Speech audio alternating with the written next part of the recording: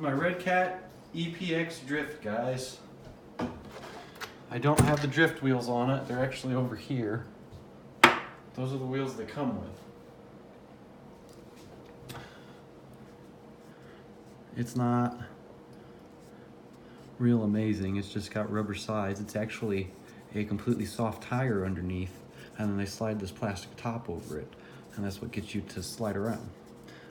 I personally don't really like them, but when I make videos I like to use them because they kind of cut down on the noise from the burnouts from when you're sliding around.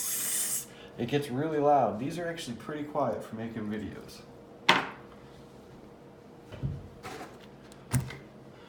Epx Drift. There's not much done to this, but protection wise, as far as like as much as that one has been. This has upgraded shocks.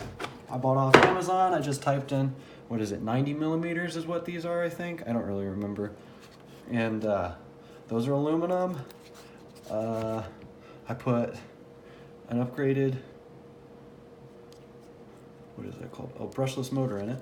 It's a taser. It's not a phaser, it's a taser.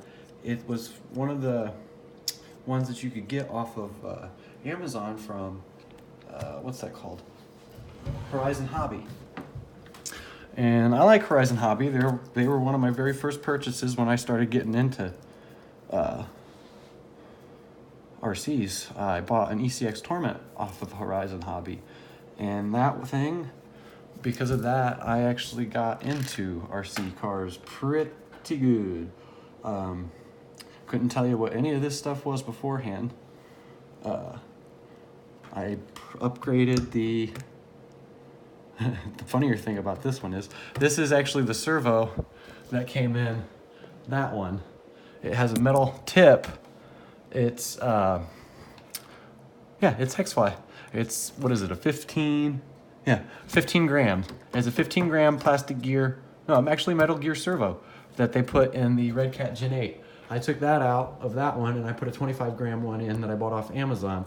I've had it in it since I bought it and I've never had a problem with it. This one's the one that it comes with, the Gen 8 that is, and I put it in this one, and to be completely honest, see, it's not even really moving yet.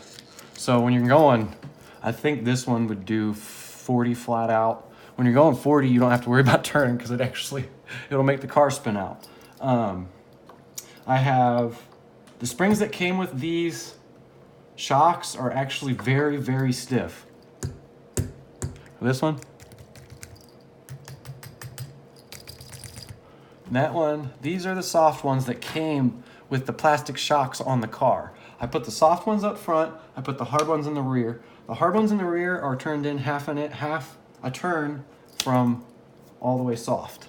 The front ones, I take them all the way down and then I spin them out until it can do its whole leaning thing. Because that's what helps you turn when you're going fast. Oh yeah, and then I have, the oil ratio is actually really weird. I wouldn't have expected shocks this small to need the amount of oil that they do. They actually use, I think I have 70 in the, I have 60 in the front and I have 80 in the rear. That's an odd weight of oil to me to be using in a car that doesn't really weigh anything. But again, it's because the holes inside the shocks where they connect to the piston that goes up and down, they're just bored way too open. I don't know why. And I made my own skid plates, front, middle, back. And the only reason I did that, I typically make a complete skid plate, is because this is supposed to be a drifter / race car. So I wanted to save down on the weight. But this is my Epx Drift. I use this thing 90% of the time. I love my Subaru body. I have that one. Move that back a little bit. That's the one it came with. Let me go get the other ones I have.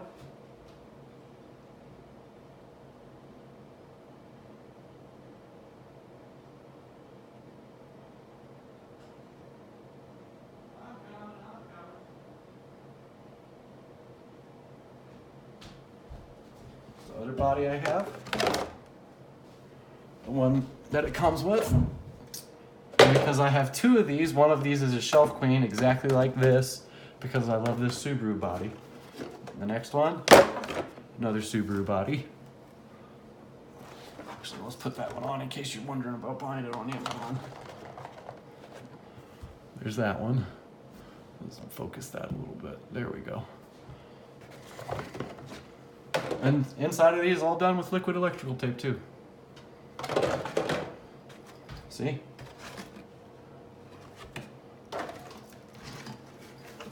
And this is the one this body came with. This car actually came with this body. Liquid electrical tape. I switched it up and used red. And as you can tell, the front end is breaking on this. See? But it's not splitting away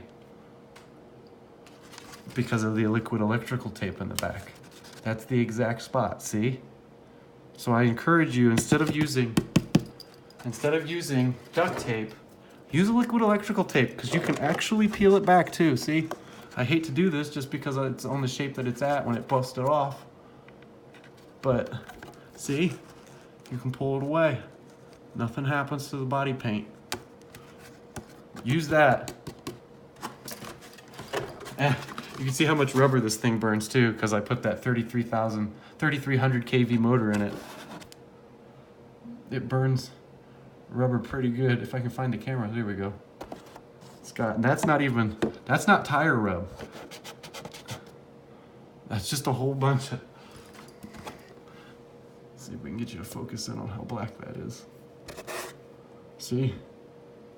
It burns rubber. All right, that's my Redcat Epx Drift. I absolutely love this car. Like I said, it's 90% of what I use most of the time. That's why I made a trailer for my Gen 8. Whenever in the woods, doing my thing, messing around, know there's a parking lot nearby that I'm parked in. I have some spare life on my battery. This thing's coming out. All right, that's it. Thanks, guys. Like or subscribe. You don't really have to, but I would like a little bit of support. Bye.